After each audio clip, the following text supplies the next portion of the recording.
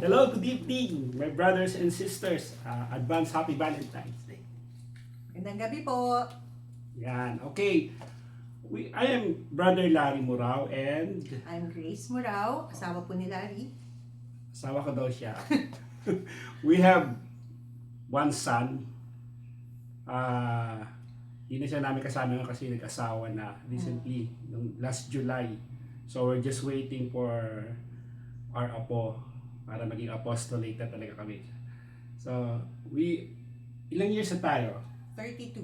This April. 32 years na kaming married. Tibay, sa tibay at tiyaga. Okay. Tungkol sa love, alam naman natin February is a month of love.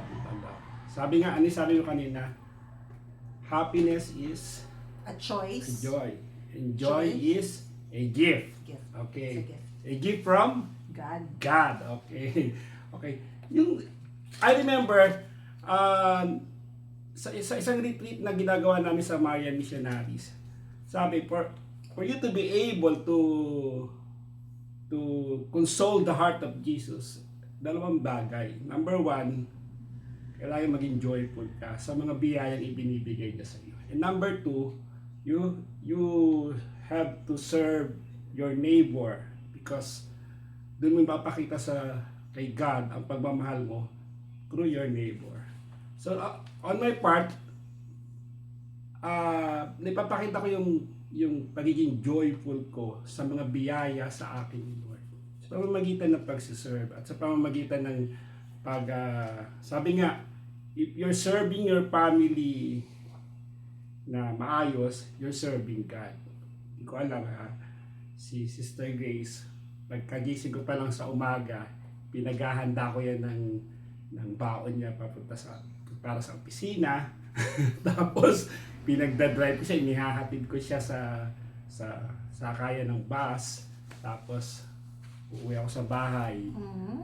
Gagawin ko yung mga trabahong domesticated husband ako. Yon. At pagdating ng hapon, susundin ko rin naman siya.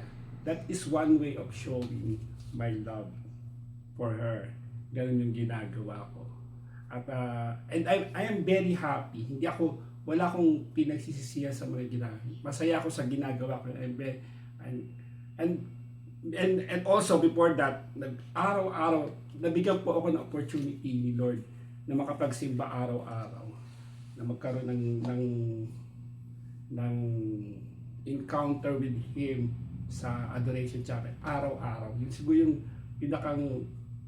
pinaka-joy na nararamdaman ko sa buong araw sa buhay ko. Now, with regards to service, love as service, Sister Grace ang magpapaliwanag ng service as love. Ano masasabi mo sa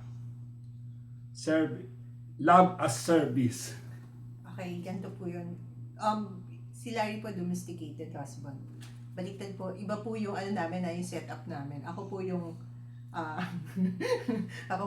hinahatid niya sa office. So, maaga po ako pumapasok before 6 o'clock and then hanggang around 5:30 to 6 nasa office. Sinusundo niya po ako pagkagaling ko sa office.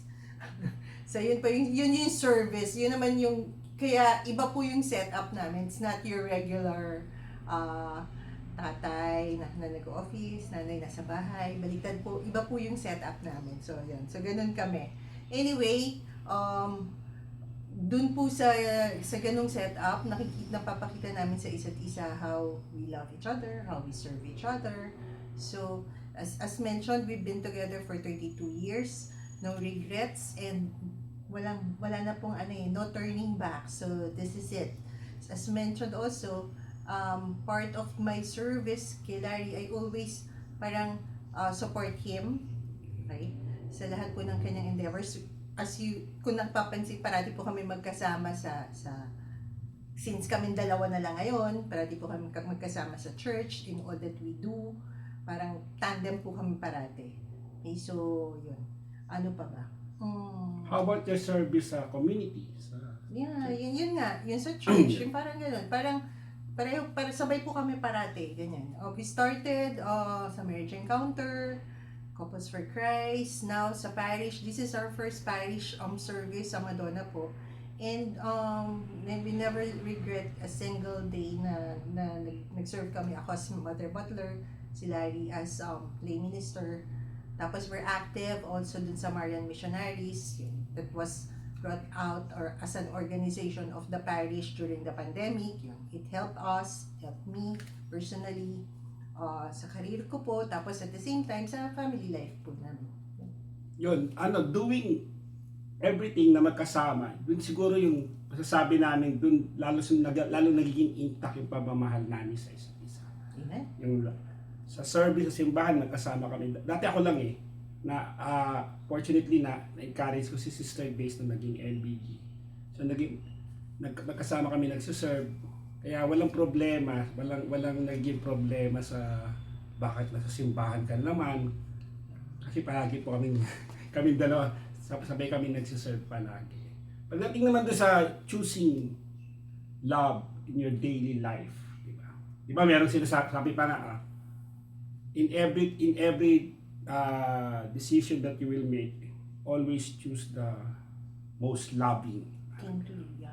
Sa inyong pagpapasya kasi minsan maano ka talaga yung may mga temptation na dumarating sa buhay or may mga kailangan kang desisyonan. Ang natutunan talaga namin doon always choose the most loving. When you try to discern nagkakaroon ka ng discernment, pipiliin mo yung mas kaibig-ibig. Diba? Right? Sure. May idadagdag ka pa? Wala na po. Wala na po siya idadagdag. So, let's do the past talk.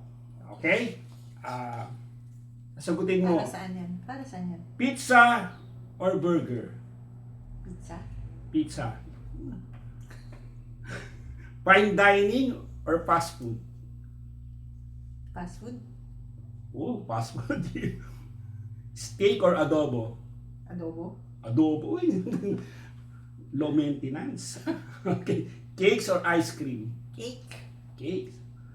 Flowers or chocolates? Chocolates? Red or white? Red? Advent or Lent? Advent? Lights on or lights off? Lights off? Well, the one you love or the one who loves you? The one who loves me. The best time for love? Every day of my life. Yeah. Yes. Answer this question. I am Grace Morao and I will serve and love blank. The Lord all the days of my life. Through my family. With that, brothers and sisters, happy Valentine's Day in advance and enjoy. Enjoy. Walang kiss. Walang kiss.